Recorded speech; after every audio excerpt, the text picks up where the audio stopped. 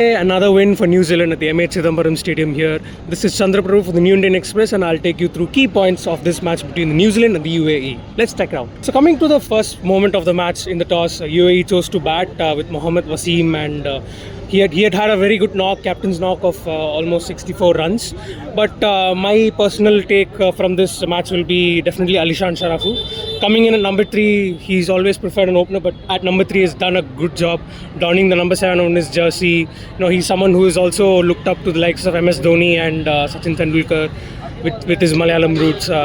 He has done a really good job, and him and Wasim with that almost 87-90 run partnership to take UAE to a rather competitive total of 173 for 6 against New Zealand, who possess a few of the world's best bowlers at this condition. So after the match, Wasim had said that the conditions were actually better and it was pretty batting friendly. From whatever I've seen, it's more bouncy than it was from Sunday's match when New Zealand and Afghanistan faced each other.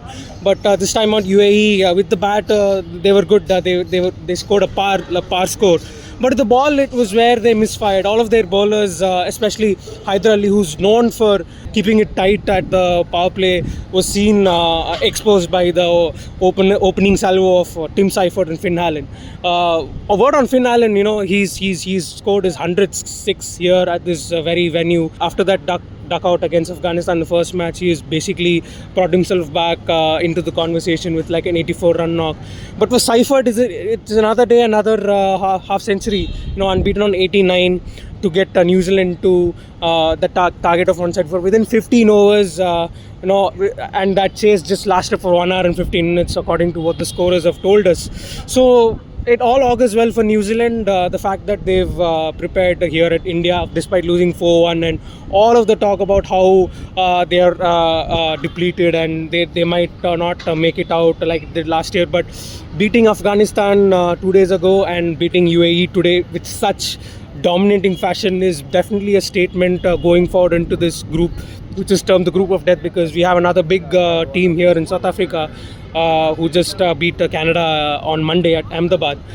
So in the lead up, I think the next game for New Zealand will be South Africa, which will be the game to watch because two of the teams in form in that group will be taking up each other soon. But New Zealand basically with that 10 wicket win have strengthened their NRR, net run rate. So they've strengthened their bid to the Super 8s, and they stand a better chance of finishing the top 2 than their other opponents, say Afghanistan and South Africa. For UAE, however, a comeback after the 2022 edition, a few positives to take, countering the power play well, taking over the middle over phases really well. But the bowling is where even Wasim felt that they needed to improve, and even with the batting, they felt that they took their time rather than not taking so much of the opportunities. So those are the key takeaways from me. Thank you so much for watching, and I'll see you in the next match here.